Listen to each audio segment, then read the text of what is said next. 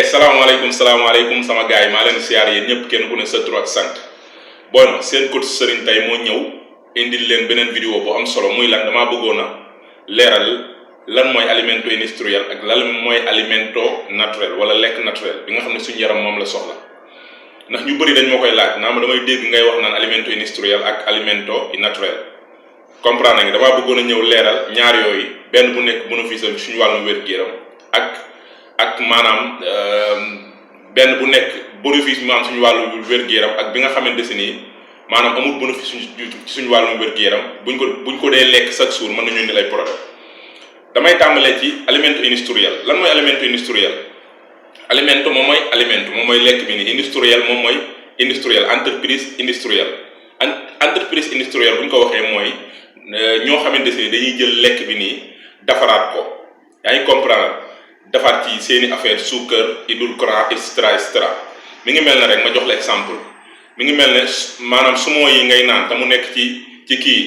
sumo yooyu noonu yow mën ngaa jàpp ne fruit la mais du fruit bu dee 10% 20% moom moo ci fruit li ci des lépp lan la suukar ndox édulcorant et cetera ndaxte alimento industriel dafa nekk loo xamante ni nekkul pour nga di ko lekk di suur nekkul pour nga di ko lekk pour mu baax sa wàllu wér-gu-yaram dañ ko def pour mu nekk addicto ci yow ndax ñoom xaalis bi moo leen amal important yaa ngi comprendre da ngay xool alimento industriel benn booboo nii boo ko dajji woon fii nii da nga naan ñaar laay lekk wala benn rek mais boo tàmbalee boo jeexal kii bi sax doo ko yëg da ngay jeex ak gis booboo bi jeex boo xiiful woon sax da ngay xiif ndax lan suñu yaram mënta contrôler lekk googu suñu yaram xamut lekk googu bokkut ak ngay lekk alimento naturel bi nga xam ne moom lañ yàgg lekk ay at yaa ngi comprendre alimento industriel amul fibre amul vitamine amul minéral amul dara loo xamante si ni suñu yaram soxla lu dul lan suukar su bëri xorom su bëri diw loo xamante si ni buñ ko dee yàggee di lekk te duñ yëngatu moo ñuy jox graisse gu bëri te graisse gu bëri xam ngeen lim la mën a indil ay feebar diabète fii cholestérol fii et cetera ndaxte alimento industriel yi entreprise bi ñu tàmbalee bëri rek la ak ñàkk yëngatu bi la feebar yi tàmbalee bëri kon nag nañ koy moytu suñ ko mënta bàyyi nañ koy wàññi sa base d'alimentation ndax boo xoolee jamono ji nit ñi seen base d'alimentation lan la alimento industriel yi nit ñi bu ñu lekkut booboo fële lekkuñu pizza fële lekkuñu lii lekkuñu fanta naanuñu fanta fële coca cola fële et cetera jàpp nañ ne nooso jàpp nañ ne yow maanaam noosoo comprendre nga ndax lan loolu lañ leen di wan ci télé yi publicité yi marketing yi et cetera loolu lañ leen di wan boo xoolee Sénégal maanaam publicité yi li ñuy wan nit ñi lan la lool la ay meew fii ay lii fii ay lee ay fay jumbo fii et cetera nga yaakaar loolu mooy lekk dëggantaan te fekk loolu du lekk dëggantaan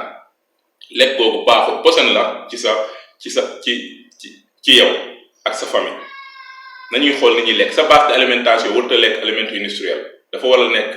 lekk naturel léegi nag bu nekkee 100% 95% yëpp mën naa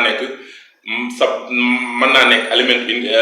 alimento natural li ci def 5% yi mën naa nekk alimento industriel comme boo demee ngénte fii ceet fii anniversaire et cetera xam nga fanta yaa ngi koy fekk ay coca cola booboo yi mën nga see ñam wala dara yaa ngi comprendre 5% yi mën naa nekk alimento industriel mais 95% yi dafa war a nekk alimento naturel fruits yàpp jën xam nga dugub lujum et cetera mais boo xoolee nit ñi dañ koo dëpp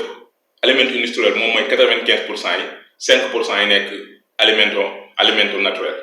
alimento industriel baaxul ñu koy defar ñoom xaalis moo leen intéressé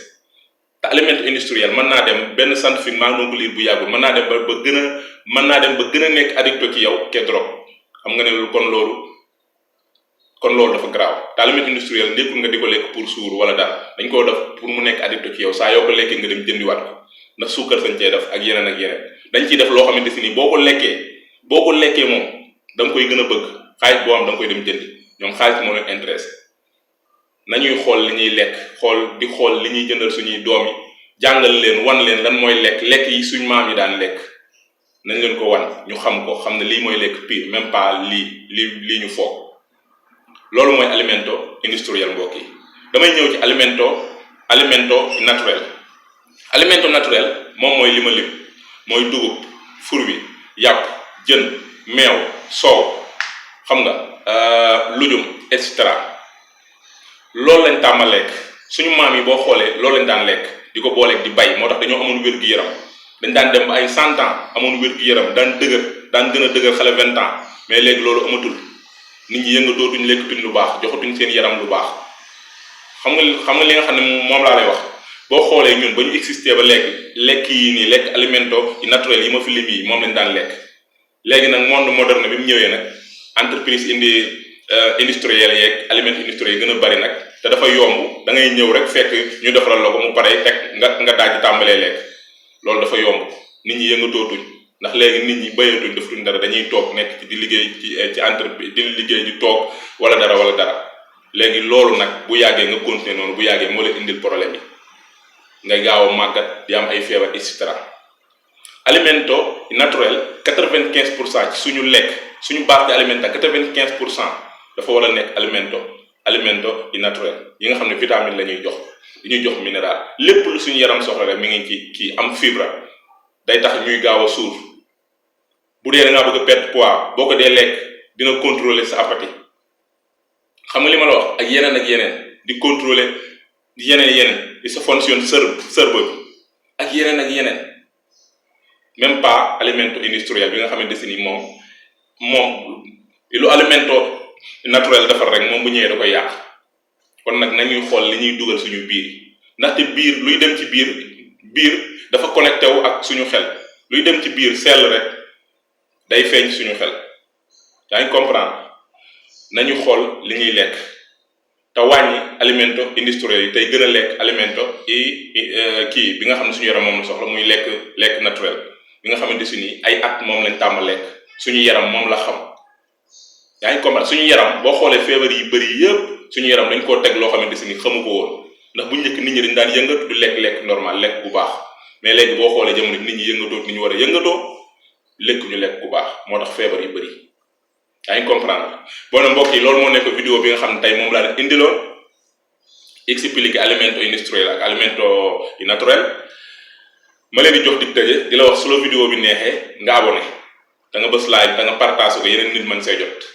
ma lay jox dig daje ci yeneen vidéo di la wax nekk si jàmm ok ciao